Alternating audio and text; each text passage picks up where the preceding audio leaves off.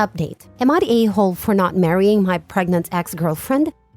Original post. Nicole, 40 female, and I, male 40, were together for less than 2 years. She broke up with me 2.5 weeks ago. At first, she said she hated me and didn't want to hear from me ever.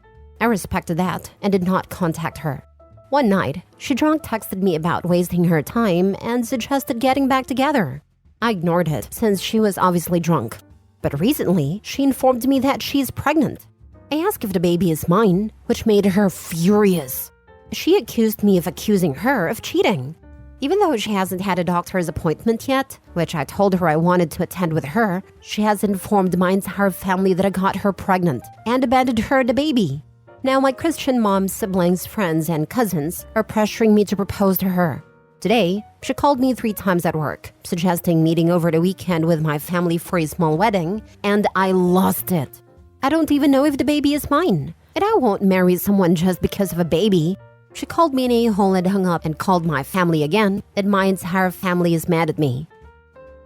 Now for the top comments before reading the update. Not the a-hole. Did you see the positive pregnancy test? This is all kinds of crazy, and kinda seems like a trap with the pressure of marriage. Nope, I haven't seen anything. That's why I suggested to go to the doctor with her. Smart move. I'd want to see a positive test that I was present for, be there at the ultrasound, and get a fetal paternity test done if the doctor okays it, given it's not high-risk pregnancy if it's real. I'm sorry you're in this situation, and it's wild to me your mom believes her over you. Or that's the impression I got. I agree, except you can now do a full DNA screening and match for paternity using maternal blood instead of like the old days, where the needle had to go through the uterus. Only been out for a few years. So this chick is crazy. Don't get married because of a baby. That's a trash reason. Commit yourself to the baby because if it's yours. She did make it herself, not her. There is a way to do that.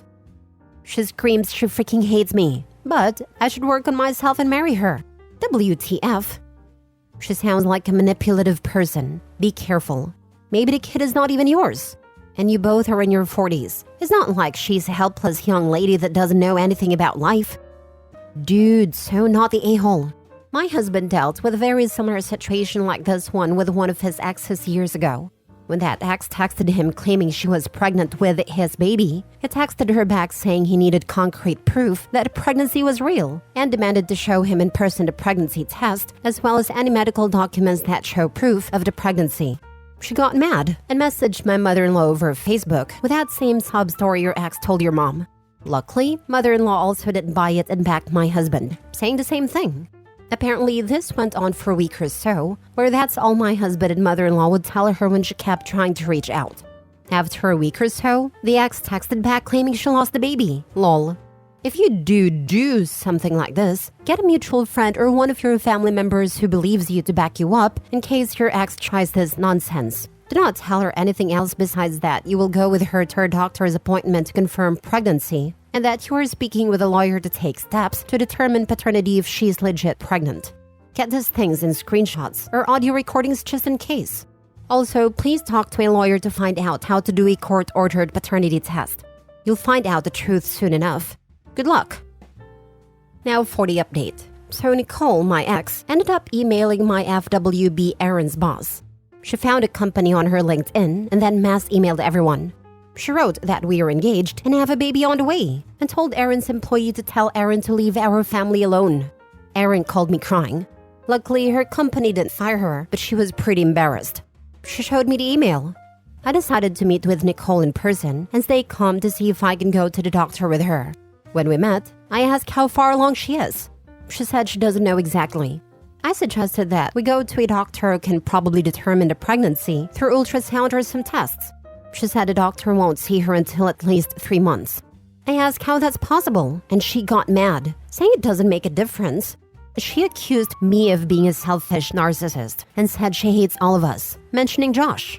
I asked who Josh was, and she started crying, admitting that she has been having an affair with her coworker since Christmas, on and off. She broke up with me, hoping she could be with Josh, but he only wanted random hookups. That's why she made up the whole pregnancy story, saying, I realized that I still love you. I want to be with you forever. I asked her to confirm that she's not pregnant, and she screamed, No, I'm not. But didn't you hear that I still love you? I left. On the bright side, Erin and I have been talking a lot, and the more we talk, I realize what a wonderful woman she is. I asked if we can spend more time together, not just hook up, and she said she liked that. Dude, your ex is crazy bonkers. If DNA paternity tests can be done at 9 weeks, how the heck can she claim the doctor won't see her until 3 months? An OB will see a pregnant woman as soon as there is an available appointment. Don't believe anything she tells you. If she comes up with a sonogram pic, don't believe it unless you see the baby on a screen with your own eyes. She wouldn't be the first to find a sonogram pic online and Photoshop her name and info on it. Since she's already proven how psycho she can be, watch her back. If you even think she might have access to your home or any financial or account passwords, change them. Consider getting some security cams. Best wishes. Hopefully it's legal to record any and all conversations you might have with your ex if she reaches out again. Maybe that would help Erin's case against her. Anyone who attempts to baby trap someone is despicable. Too bad you didn't record your ex's confession. I feel so bad for Erin. If I were you, I would help Erin to hire a lawyer to sue your ex for defamation. If she has a case, I would even help her financially to sue my ex. Not a lawyer, but I would think, depending on what was in the email, could give her a case. Your ex deliberately mass emailed Erin's work to tarnish her reputation after going out of her way to find her online. Had she succeeded, Erin could have been fired or disciplined. I would consult an attorney. A lawsuit can be discussed. Not sure what jurisdiction you live in, but laws vary, and you may or may not have a case. But I'd probably also inquire about a restraining order against your ex. The made-up story and emailing the entire company a major lie, which could have had some really bad consequences, that seems pretty unhinged behavior. And honestly, I'm worried about your ex escalating the situation. Good luck to you. Contact the police via their non-emergency number and ask what they recommend about protecting yourself and Erin about the crazy ex. This might be something where you need to work with a lawyer to file for an order of protection or a restraining order to keep her out of your life. Next story. Am I the a-hole for billing my fiance after a prenup request? My fiance and I are high school sweethearts. We lived together about 3.5 years in college, but I left him because the last 2 years, he quit his job, complained nonstop about failing classes, but did nothing but sleep and play video games. Didn't pay his share of bills, but expected me to do all cleaning and cooking while working 2 jobs and school full-time. Then was mean to me. Time passes. He attends therapy, graduates, stabilizes, and honestly became such a good man. We reconnected and date again. Life happens and we end up in different cities due to work. We are now engaged. He is under contract, so it's expected I move with him. He also just bought a house, cause his mortgage for a 3-bed is cheaper than he was paying for a 1-bedroom apartment. He put $15,000 down. We talked about me paying $900 a month towards bills, which I had no issue with at first. Then he mentions getting a prenup. This rubs me the wrong way. I understand wanting to protect assets, but like we have been together since 15. And well, if we put tally marks to it, he owes me money. I would have to relocate and find a new job in his town, which the only reason I'd go there is for him. I agreed, but told him we need to settle his debts with me and have an established leasing agreement. This offended and made him super upset. We have a notarized contract because I took out $10,000 in loans after I lost his scholarships 1 semester and was denied approval.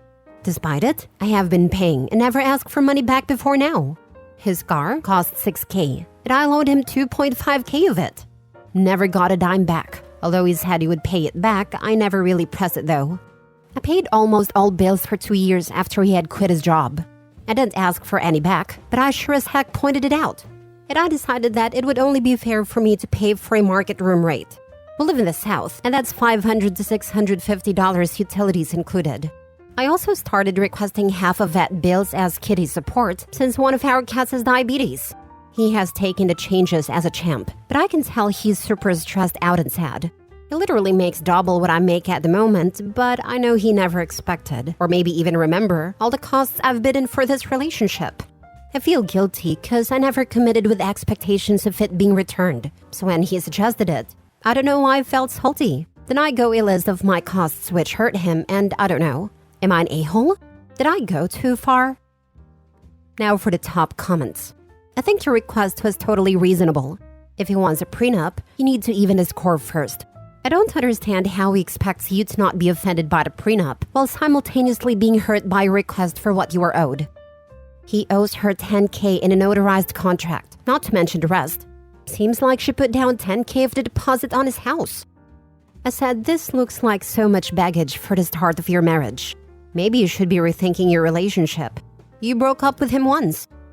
Not the a-hole. Do not marry this clown. You were going to be left holding the bag, prenup or not. Yeah, I don't like how he turned himself around so admirably, but all that growth and self-awareness just happened to not include awareness of the $15,000 to $20,000 he owed this woman, the woman he's supposedly so in love with. OP, you were totally justified in telling him he needs to pay up, and also in refusing to contribute more than a renter would want in his house. However, I'd suggest you get him to agree to buying a new house together if you marry, as it makes zero sense to me that 20 years from today he will own a home, but you'll still have the zero equity of a woman who has been renting to those 20 years. Overall, I feel uneasy for you that after everything you did for him in the past, and with him expecting you to completely uproot your life, he'd even think prenup. These $15,000 to $20,000 are money and time she could have spent on personal development because it was in college. Her losses are much higher. Funny that he also put down $15K for his house. Not the a-hole. Struggling to see why you would marry this loser who exploits you and doesn't pay you back. Good people pay their debts without being hassled. I wish I could upvote this more than once. He is a mooch, and he has shown himself to be one time and again. Last story. Am I the a-hole for not wanting my son to have his father's last name? I'm female 22 and currently pregnant and no longer with a father. We aren't together for many reasons, like him drinking and cheating on me, etc. I tried to stay strong when I first found out I was pregnant, which only led to a bunch of threatened miscarriages from the stress/anxiety it put me in. So for myself and my health's sake, I left. To clarify, my menstrual cycle is not very consistent. Sometimes twice a month for 9 days at a time, and some only once a month for only 4 to 5 days at a time. Needless to say, I didn't find out I was pregnant until I was 6, almost 7 weeks along. I have had about 3 due date changes now, from it being January 24th to February 20th, and now close to Valentine's Day. Through it all, I've been single, going to every appointment alone, which has been a lot of extras because I have a heart condition and currently cannot take my medication for it due to it possibly causing harm to the baby. I was told a gender, a little too early, and it ended up being the wrong gender, but I've kept the father in the loop with it all. Originally, I was told it was a girl, and because of that, my ex wanted nothing to do with the pregnancy and anything after. Which is fine, I'll do it alone if I have to. But recently, I found out at the genetics appointment that it is actually a boy, and now the dad wants to be around, and is trying to force me to give him his last name. I keep telling him I just don't know yet, because he isn't even going to be there when I go into labor. So, would I be the a-hole if I'm not even considering using his name? He keeps trying to fight me on this with lawsuits, and keeps telling me he'll just take me to court if I do any of this without his permission. But why would I give my baby his last name if he didn't want anything to do with it before finding out the actual gender? I just don't know what to do anymore, because everything I say is lawsuit, lawsuit, lawsuit if I don't do something his way. And he was also trying to get full custody, which could never happen because 1, he can't drive right now due to his DUIs, and 2, he lives 2 hours away from me now, so the baby wouldn't even be close to the county he is born in. I could really use some advice. Do I just cave in and give him his last name, or do I just give him mine? I'm so tired of hearing all of it, and half the time I wish I didn't even tell the father it was a boy, so he would just leave me alone. I would have felt much happier if I was doing it solo, to be honest. Not the a-hole. Give him your name. The odds of him actually having the money and energy to keep up with a lawsuit is very low. Call his bluff. The doctor's office cannot tell him anything due to HIPAA. Not the a-hole. To be sure, tell doctor's office you aren't sure on father. Do not, under any circumstances, put his name anywhere in any paperwork at doctor office or hospital. If for some reason you have his name in papers at doctor's office, tell them you need to cross through his name and white it out. I agree with above comment. Due to HIPAA, they should not tell anyone anything. But there are occasions where it does happen, so make sure it's nowhere in your chart. And they can note that if this person calls and says he is husband or whatever, they are not to believe him, nor even tell him if you have had baby yet, or if you are even a patient there. Not the a-hole. Give him your last name. When you give birth, don't tell him where or when. The nurses will give you the birth certificate to complete and you have to sign it, not him. What you put will be what is recorded. He can't just file a lawsuit and have it changed at a snap of his fingers. If he wants to waste his time and money trying, then let him. They also wouldn't give him full custody unless you are proven to be an unfit parent. Make sure when you do go to the hospital to tell the nurses and staff he is not allowed in the room when you have the baby. Even if he is the father, they won't let him in if you say you don't want him there. He won't even be in the country during my labor. His family is from England, so that's when he thought the best time to visit them would be. As the child of a similar situation, give that baby your last name. Seriously, I'm thankful every day that I don't have my deadbeat woman beating rape piece of nuclear waste's last name. Knowing my dad's ego is going to die bitter about it. But I don't care because I've not spoken to him since I was 18, 8 years ago, and he was barely around before that. My relationship with my mom is far from perfect, but I love having her last name because she's the one who raised me. My sister passed it down and I intend to whenever I have kids.